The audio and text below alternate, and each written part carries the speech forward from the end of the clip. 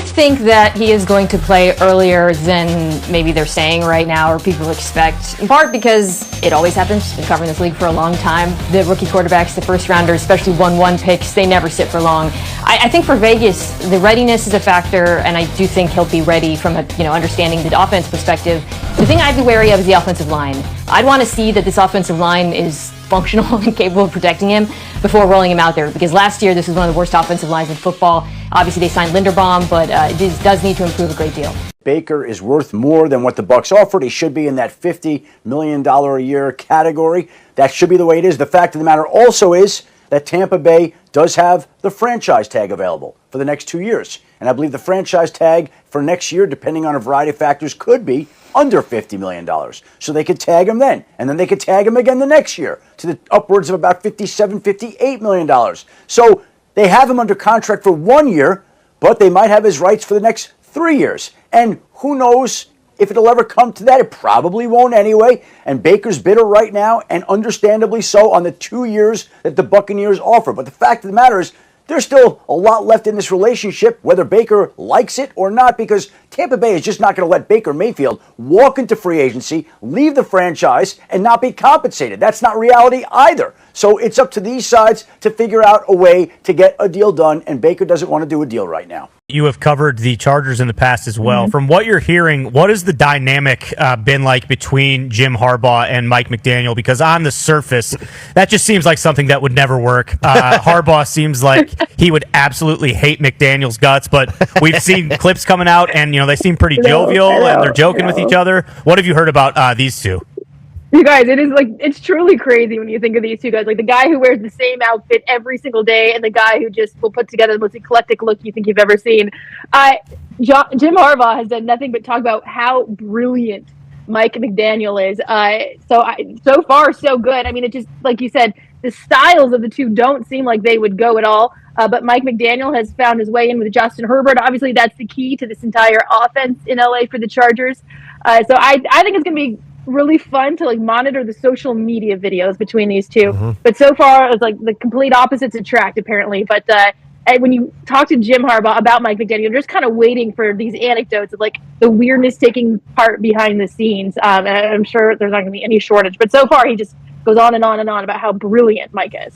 Lori, he woke up recently and had some tightness in his lower back glute area. They've worked on it. They don't believe it's anything serious. And as you heard Kevin Stefanski say there, he'll be back sooner rather than later. Certainly by next week is the expectation, maybe even sooner. As for Michael Penix himself, you heard what he had to say about his particular situation. And it's not so much that they'll only be missing him during that time, but he'll miss the work with the new offense, with the new coaching staff. And so that's a little bit of a setback for a competition at the quarterback position that they were hoping to have. And when Michael Penix comes back, he comes back and joins a race that Tua Tagovailoa is already running, which obviously could impact the ultimate decision that the Falcons make at the starting quarterback position. So with Tua Tagovailoa dealing with a short-term muscle issue, with Michael Penix dealing with another back issue or knee issue that'll sideline him for another month, they did sign Cooper Rush today, so one more quarterback to add to the Falcons quarterback room. We can't have him participating in these drills. That's a significant development, in my opinion, for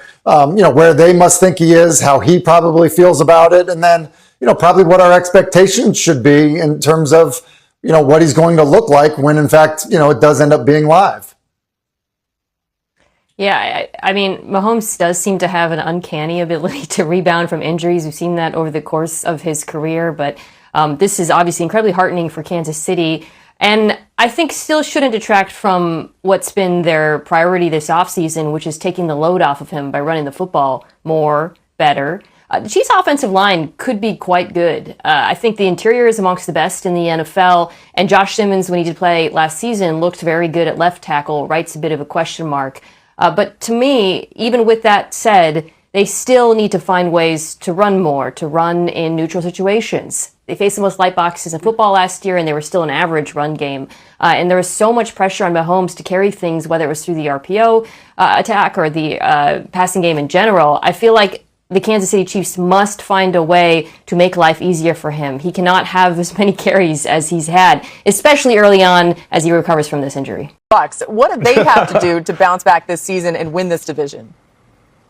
They got to stay healthy, number one. I think if they're, especially their offensive line, If the offensive line stays healthy, that allows the quarterback to go back to playing the way that he was early on in his tenure there. You look at the weapons offensively. I'll say this, Lou, you can have the Saints and I'll take the Buccaneers, and you and I'll put a nice little dinner on it.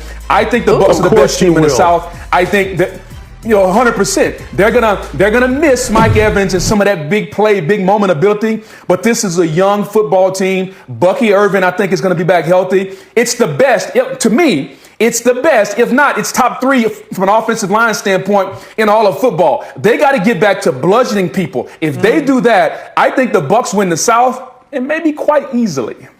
I'm with you on that, J-Mac. I think the defense is going to be improved this year. I love Dylan Thieneman, the addition of him in the back end. I think Austin Booker takes a big step this year and really becomes a threat off the end. He had a great down the stretch run last year on that defense. But to your point, we're here for the offense. That's what you want when you have Ben Johnson.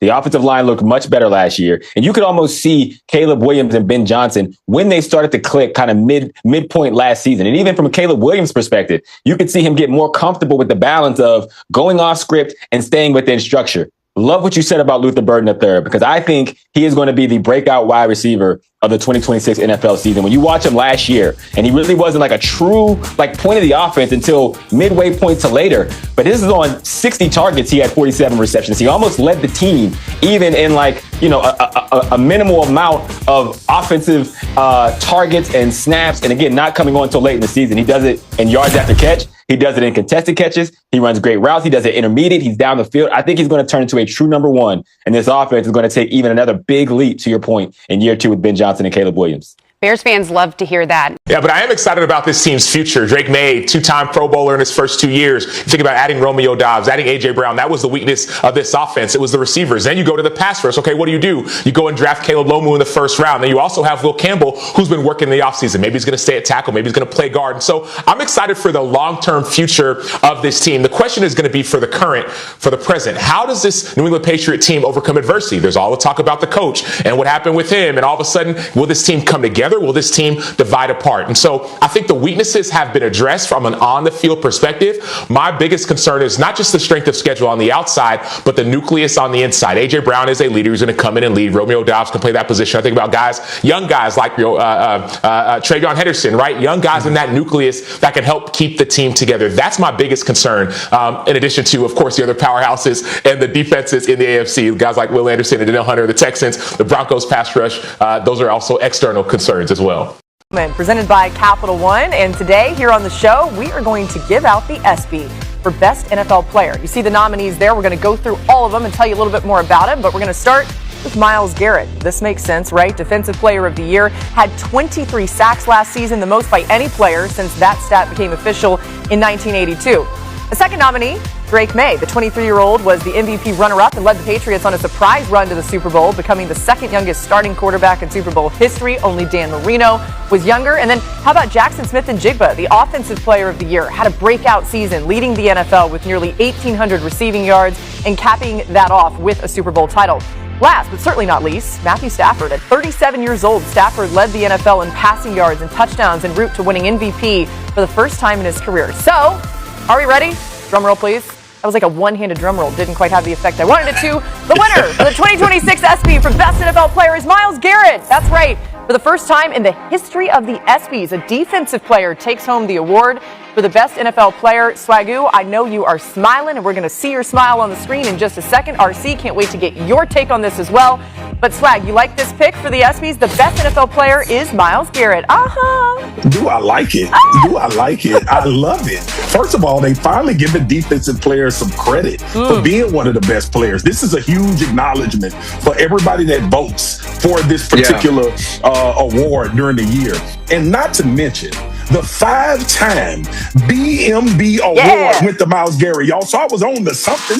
And this is, look, I know that my counterpart went to LSU, and I apologize for this, Campbell. But listen, I got to show this. 5 sacks against the New England Patriots. And every time they dropped back the pass, they knew Myles Garrett was coming. I've seen people blocking with 3, 4, at times end up with 5, including the back, and he's still getting to the quarterback. This is why, honestly, Drake May performed so well. NFL during the year after this game because he understood the assignment is that I don't have to see 95 again for the rest of the year. So Myles Garrett, congratulations. And y'all, arguably, like in reality, he could have been 7-time BMB of the week. I mean, 17-time BMB of the week. Every season of the year, he was putting on masterful performances. Shout out to Myles Garrett, man. Best player in the NFL finally goes to a defender. Let's go, RC. You know what the craziest thing about this is, my friends? The team he played on was absolutely terrible. Right? Myles Garrett, think about that. Buns, bro. Cheeks. Myles Garrett